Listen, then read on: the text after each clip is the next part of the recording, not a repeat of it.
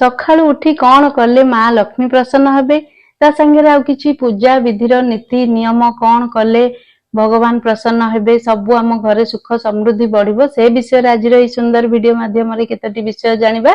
नमस्कार, जय श्री जगन्नाथ। विश्वर मंगल कामना करने सहित मो यूट्यूब परिवार को मोर नमस्कार।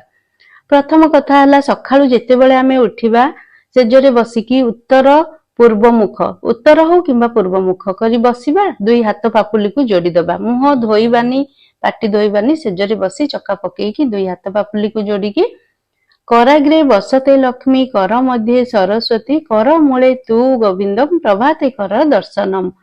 यही मंत्रटी आमे बोलिबा। एही मंत्र बोलिबा द्वारा भगवान विष्णु माँ लक्ष्मी माँ सरस्वती आम उपरे कृपा दृष्टि पकेइबे। आउ एतिकी बोलिकी जहा मनस्कामना करिवे सकाळ आजिर दिनटी मोर भलरे कटु, आज निश्चिंत मोर सबु काम हेइ जिवो, आज मु बहुत खुशी रे रहिबी, ए कथा मने मने भाबिबे। तो देखिबे निश्चिंत भाबे सबु मनस्कामना पूर्ण हबो आउ दिनटी मध्ये भलरे कटिबो। भल कथा सबु बेले भाबुथिबे। द्वितीय कथा हला पाद को आमे जेतेबेले भूमि रे थोइबा ता पूर्वरु माँ भूमि को आमे प्रणाम करी क्षमा प्रार्थना करिबा। काहेकि ना आमे माँ को ऊपर पाद दे हमर सबु भारा दोचे, तेनु करी क्षमा प्रार्थना करी मुंडरे लगेइबा भूमि को, तापरे पाद थोइबा। मु तुम ऊपर मोर भारा दोची, तुमे क्षमा करिबो मते कहिबो। तो एमिति कहिबा द्वारा सबु मंगल हबो।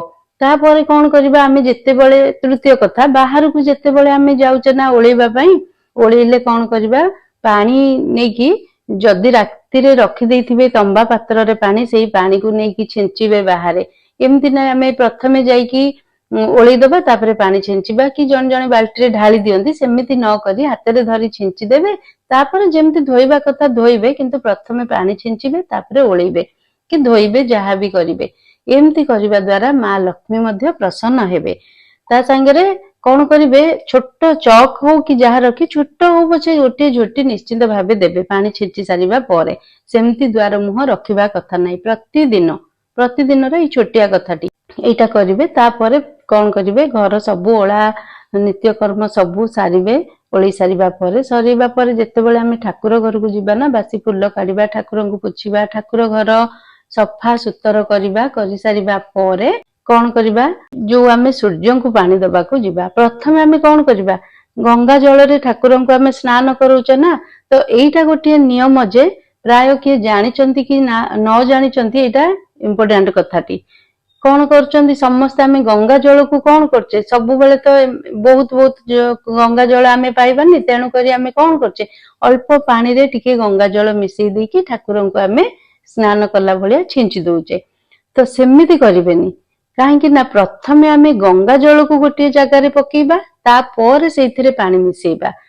गंगा को सहित समस्ते मिसिबे, गंगा जाइकी कहा संगे मिसिबेनी। तेणु करी एई कथाटी ध्यान रखिथिबे। जदि भी छोट पात्र नउचंती प्रथमे गंगा जल को ढालिबे, ता ढालिबे कौन अल्प टिके पकी, तापर पानी मिसेइबे। काहेकि ना आमे सबु बेले एते एते गंगा जल छिंचिले पाइबान ना। तो अल्प गंगा जल प्रथमे पकेइबे गोटे जगार, तापर पानी मिसेइकी सेथिरे अल्प चंदन कर्पूर पकेइकी ठाकुर को सिंचन करिबे। स्नान कला परी तांको तापरे पोछि देबे। एटा गोटे बहुत इंपोर्टेंट कथा। गंगा रे पानी मिसेइबे, किंतु पानी रे केबे गंगा जल मिसेइबेनी। आउ गोटे कथा हला सूर्य को जेतेबेले अर्घ्य देबा को जिबे, सेई पानी रे सबु बेले हळदी पाउडर अल्प गुड़ टिके मिसेइबे, अल्प सिंदूर मिसेइकी नाली मंदार देकी जिबे सूर्य को अर्घ्य देबे। प्रथमे एई कामटी करिबे। करि सारिबा परे सूर्यंकर तो बहुत मंत्र स्तोत्र सबु अछि।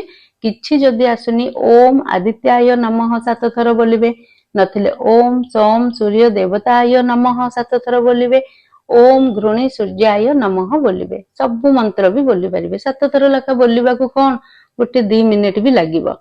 मंत्र बोलिकी जगतर मंगल कामना करिबे। सूर्य देवता को जगतर मंगल कहिबे जदि सूर्य देवता आम कथा भी सुनि पारिबे। तो तेणु करी जेते बेले भी सूर्य को अर्घ्य देउचंती जगतर मंगल कामना करिबे, शरीर निरोगी रहु कहिबे। तो सूर्य देवता निश्चिंत भावे डाक शुणिबे। जदि गणेश रखिचंती मूर्ति हो कि फोटो हो, आमे गणेश को श्री गणेश को दुब प्रतिदिन जदि आमे अर्पण करिबा ना, प्रभु श्री गणेश अग्र पूज्य। श्री गणेश आमर निश्चिंत भावे मनस्कामना पूरण करिबे। तेणु करी प्रतिदिन गणेश को दुब 5टा हो प्रतिदिन। बुधवार तो आमे निश्चिंत भावे दबा, 21ଟା ହଉ କି 7ଟା ହଉ କି 11ଟା ହଉ, କିନ୍ତୁ ପ୍ରତିଦିନ 5ଟା ଦୁବ ଦେବା। ଗଣେଶଙ୍କର ମନ୍ତ୍ର ତ ସମସ୍ତେ ଜାଣିଛନ୍ତି, ଯଦି ବି କିଛି ନ ଆସୁଛି ଓମ୍ ଗମ୍ ଗଣପତାୟ ନମଃ 5 ଥର ବୋଲିବେ, ନିଜର ମନସ୍କାମନା କଥା କହିବେ, ତ ନିଶ୍ଚିନ୍ତ ଭାବେ ପ୍ରଭୁ ଶ୍ରୀ ଗଣେଶ ସବୁବେଳେ କୃପା ଦୃଷ୍ଟି ପକେଇବେ। ତା ସାଙ୍ଗରେ ବକ୍ରତୁଣ୍ଡ ମହାକାୟ ସୂର୍ଯ୍ୟକୋଟି ସମପ୍ରଭା ନିର୍ବିଘ୍ନ କୁର୍ମ ଦେବ ସର୍ବ କାର୍ଯ୍ୟ ସୁସର୍ବଦା, ଏହି ସ୍ତୁତି ମଧ୍ୟ ଗଣେଶଙ୍କ ଆଗରେ ବୋଲିବେ। ତା ଦ୍ଵାରା ଶ୍ରୀ ଗଣେଶ ଆମର ସବୁ ରିଷ୍ଟ ଖଣ୍ଡନ କରିବେ। ଆଉ ଆମେ ଠାକୁରଙ୍କ ଘରେ ଯେବେ ବି ଆମେ ପୂଜା ସରି ଦଉଛେ ନା, ପୂଜା ସାରିବା ପରେ କବାଟ ପୁରାପୁରି କେବେ ବି ବନ୍ଦ କରିବାନି। ମାନେ ଜଣେ ଜଣେ କଣ କରନ୍ତି, ପୁରା ପୂଜା ସରିଗଲା ସନ୍ଧ୍ୟା ସମୟରେ ହଉ କି ରାତିରେ ହଉ, ସରିଗଲା ତ ଲକ୍ କଲା ଭଳିଆ କରିଦଉଛନ୍ତି। ସେମିତି ଲକ୍ ନ କରିକି କବାଟଟାକୁ ଆଉଜେଇ ଦଉଥିବେ, ପୁରା ଦେଇ ଦଉଥିବେ କିନ୍ତୁ ଆଉଜେଇ ଦେବେ ସବୁ କାମ ଯେତେବେଳେ ସରୁଛି, କିନ୍ତୁ ସବୁବେଳେ ଲକ୍ କେବେ ବି କରିବେନି। ତ ଏମିତି କରିବା ଦ୍ଵାରା ଠାକୁର ରାଗିବେ ଆମ ଉପରେ। ତ ତେଣୁକରି ଆମେ କାହିଁକି ନା ତାଙ୍କୁ ବନ୍ଦ କଲା ଭଳିଆ ହେଇଯିବ। ଟିକେ ବି ହଉ ଫାଙ୍କା ରହିଲେ ଠାକୁର ଯିବା ଆସିବା କରିପାରିବେ। ଆମର ସବୁ ମାନେ ଘରର ସଦସ୍ୟ ଟାଇପର ରହୁଛନ୍ତି ଠାକୁର, ତେଣୁକରି ସବୁବେଳେ ଲକ୍ କରିବେନି, ଖୋଲା ହିଁ ରଖିବେ। ପ୍ରାୟ ସମୟ ଖୋଲା ରହିବ, ସବୁ କାମ ସରିବା ପରେ ଆଉଜେଇ ଦେବେ। ପ୍ରତିଦିନ ଆମେ ଠାକୁର ପୂଜା କଲା ବେଳେ ସବୁ ମନ୍ତ୍ର ସ୍ତୋତ୍ର ଯାହା ତ ଜାଣିଛେ, ହନୁମାନଙ୍କର ହଉ କି ମା ମଙ୍ଗଳାଙ୍କର, ଜଗନ୍ନାଥ ପ୍ରଭୁ ଜଗନ୍ନାଥଙ୍କର ତ ସବୁ ମନ୍ତ୍ର ଯାହାକୁ ଯାହା ଆସୁଛି ସବୁ ପଢିବେ। ତା ସାଙ୍ଗରେ ଶ୍ରୀମଦ୍ ଭାଗବତ ଗୀତା ଯାହା ବି ଅଛି ବହି ଆପଣଙ୍କ ପାଖରେ ଆଭେଲେବଲ, ସେ ବହିଟି ନିଶ୍ଚିନ୍ତ ଭାବେ ଯେତେବେଳେ ସମୟ ହଉଛି, ସକାଳେ ହଉ କିମ୍ବା ସନ୍ଧ୍ୟାବେଳେ ହଉ, ଯଦି ପୁରାଣ ପଢିବେ, ସ୍ତୁତି, ଏଇ କାମ ଗୁଡାକ ଯଦି ଆମେ କରିବା ନା ଠାକୁର ଘରେ, ତାହେଲେ ଆମର ଜ୍ଞାନ ମଧ୍ୟ ବଢିବ। ତା ସାଙ୍ଗରେ ମହାପ୍ରଭୁ ସବୁ ଦିଅ ଦେବତା, ଖାସ କରିକି ଭଗବାନ ବିଷ୍ଣୁ ଆମର ସବୁ ଦୁଃଖ କଷ୍ଟ ଦୂର କରିବେ। ଘରେ ମଧ୍ୟ ମା ଲକ୍ଷ୍ମୀଙ୍କର କୃପା ବୋହିବ, ଭଗବାନ ବିଷ୍ଣୁ ମଧ୍ୟ ଆମ ଉପରେ ପ୍ରସନ୍ନ ହେବେ। ତେଣୁକରି ଯେତେବେଳେ ବି ସମୟ ହଉଛି, ସକାଳେ ହଉ କି ସନ୍ଧ୍ୟାବେଳେ ହଉ, ଭାଗବତ ଗୀତା ଟିକେ ପଢିବାକୁ ନିଶ୍ଚିନ୍ତ ଭାବେ ଅଭ୍ୟାସ କରିବେ। ତା ସାଙ୍ଗରେ ଗୋଟେ ଖାତା ରଖି ଶ୍ରୀରାମ ମଧ୍ୟ ଲେଖିବେ।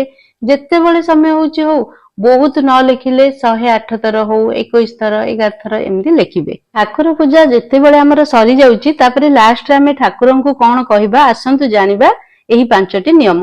ନିଶ୍ଚିନ୍ତ ଭାବେ ଆମର ସବୁବେଳେ ଘରେ ସୁଖ ସମୃଦ୍ଧି ବଢିବ। ଆଉ ଠାକୁର ମଧ୍ୟ ଆମେ ଜାଣନ୍ତ ଅଜାଣନ୍ତରେ ଯାହା ଭୁଲ ବି କରିଥିବା ନା, ଠାକୁର କ୍ଷମା କରିଦେବେ।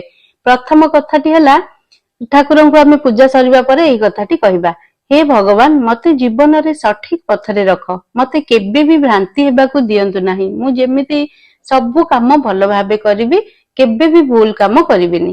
ଦ୍ୱିତୀୟ କଥାଟି କହିବେ, ହେ ଭଗବାନ ମୋ ଘରେ ସବୁବେଳେ ସୁଖ ଶାନ୍ତି ବଜାୟ ରଖ, ମତେ କାହା ସାମ୍ନାରେ ହାତ ପତେଇବାକୁ ଦିଅନ୍ତୁ ନାହିଁ, ଏହି କଥା କହିବେ। ତୃତୀୟ କଥାଟି କଣ କହିବେ, ହେ ଭଗବାନ ମତେ ସର୍ବଦା ଗରିବ ଅସହାୟ ଏବଂ ଅଭାବୀ ଲୋକଙ୍କୁ ସାହାଯ୍ୟ କରିବାକୁ ସକ୍ଷମ କର। ଚତୁର୍ଥ କଥାଟି କହିବେ, ହେ ଭଗବାନ ମୁଁ ପ୍ରତ୍ୟେକ କାର୍ଯ୍ୟ ସମ୍ପୂର୍ଣ୍ଣ ଆଉ ସଚ୍ଚୋଟ ଭାବରେ ଯେମିତି କରିପାରିବି, ମତେ ଏହି ଆଶୀର୍ବାଦ କରନ୍ତୁ। ପଞ୍ଚମ କଥାଟି କହିବେ ଯେ, ହେ ଭଗବାନ ମୁଁ ଯେମିତି ଜାଣନ୍ତ ହଉ ଅଜାଣନ୍ତରେ ଯଦି ବି କିଛି ଭୁଲ କରିଛି, ମତେ କ୍ଷମା କରିଦିଅନ୍ତୁ। ଏହି କଥାଟିକି କହିକି ଠାକୁର ଘରୁ ଆସିବେ ଯଦି, ନିଶ୍ଚିନ୍ତ ଭାବେ ମହାପ୍ରଭୁ ସବୁ ଦିଅ ଦେବତା ସବୁ ଠାକୁର ଆମର ଦୁଃଖ ଶୁଣିବେ, ଆଉ କେବେ ବି ଆମର କିଛି ଅମଙ୍ଗଳ ଚାହିଁବେନି। କାହିଁକି ନା ଆମେ ସବୁ କଥା କ୍ଷମା ମାଗି ଦେଇଛେ, ଭଲ ଭଲ କଥା ଆମେ କହିଛେ। ସବୁବେଳେ ଯେତେ ଭଲ କଥା ଆମେ କହିବା ନା, ନିଶ୍ଚିନ୍ତ ଭାବେ ସବୁ ଭଲ କଥା ହବ। ଆଉ ଗୋଟେ କଥା ମନେ ରଖିବେ, କୋଉ କଥା ବି କେବେ ହବନି ବୋଲି ଭାବିବେନି। ଯୋଉଟା ବି ଡେରିରେ ହବ, କିନ୍ତୁ ଆମେ ମନରେ ଭାବୁଥିବା ଯେ ଏଇ କଥାଟି ମୋର ନିଶ୍ଚିନ୍ତ ଭାବେ ହେଇଯିବ। ପ୍ରଭୁ ଅଛନ୍ତି ସବୁ, ଆମେ ସେଇ ଠାକୁରଙ୍କ ପାଖରେ ସବୁ ଛାଡିଦବା। ତ ନିଶ୍ଚିନ୍ତ ଭାବେ ପ୍ରଭୁ ଶ୍ରୀ ଜଗନ୍ନାଥ ବଡ ଠାକୁର ସମସ୍ତେ ଶୁଣିବେ, ବଜରଙ୍ଗବାଲି ଶୁଣିବେ, ସମସ୍ତେ ସବୁ ଶୁଣିବେ। ଆମେ ସବୁ ଦିଅ ଦେବତାଙ୍କୁ ଠାକୁର ଘରେ ରହିଲା ବେଳେ ଏଇ କଥା କହିବା ନା, ତେଣୁକରି ସମସ୍ତେ ଶୁଣିବେ। ଠାକୁର ପୂଜା ସରିବା ପରେ ସବୁଠୁ ଲାଷ୍ଟରେ ଏଇ କଥା ଗୁଡାକ କହିବେ, ନିଶ୍ଚିନ୍ତ ଭାବେ ମଙ୍ଗଳ ହବ। ମୁଁ ସର୍ବୋତ୍ତମ, ମୁଁ ସବୁ କାମ ଭଲ ଭାବେ କରିପାରିବି, ଭଗବାନ ସର୍ବଦା ମୋ ସହିତ ଅଛନ୍ତି। କାହିଁକି ନା ମୁଁ ସବୁବେଳେ ଭଲ କାମ କରିବି, ତ ଭଗବାନ ମତେ ସବୁବେଳେ ସାହାଯ୍ୟ କରିବେ। କାହାର କେବେ ବି ମୁଁ ଅନିଷ୍ଟ କରିବି ନାହିଁ କି କେବେ ବି କରିନି। ଆଜି ଦିନଟି ମୋର ବହୁତ ଭଲରେ କଟିବ, ମୋର ନିଶ୍ଚୟ ଆଜି ବିଜୟ ହବ। ଏଇ କଥା ନିଶ୍ଚିନ୍ତ ଭାବେ କୁହନ୍ତୁ, ଦେଖିବେ ମହାପ୍ରଭୁ ଭଗବାନ ବଜରଙ୍ଗବାଲି ସମସ୍ତେ ଆମ ସହିତ ରହିବେ। आशा करुच्ची आज सुंदर वीडियोटी समस्त को भल लगे। जदि भल लगे निश्चित भाव गोटे वीडियो को लाइक करेंगे, चैनल रे नुआ थिले सब्सक्राइब करेंगे, कमेंट बॉक्स रे जय श्री राम जय श्री जगन्नाथ निश्चय लिखिए। पुणी देखा हबा आ गोटे नुआ वीडियो रे। तो रहुची जय श्री जगन्नाथ।